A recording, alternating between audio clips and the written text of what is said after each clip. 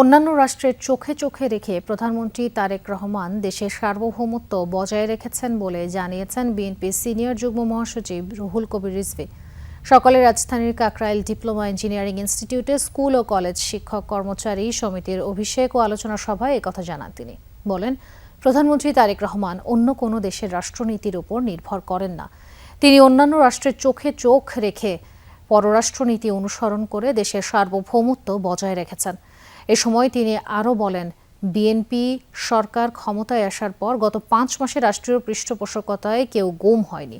দক্ষ মানব সম্পদ সৃষ্টিতে কারিগরি শিক্ষার বিকল্প নেই উল্লেখ করে রিজভী জানান, জাতিকে কারিগরি শিক্ষার উপর দাঁড় করাতে না পারলে সবাই শোষণের শিকার হবে।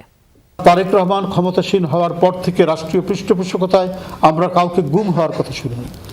আমরা কোনো বিচার বহির্ভূত হত্যার কথা শুনিনি। আমরা গুপ্ত হত্যার কথা শুনিনি।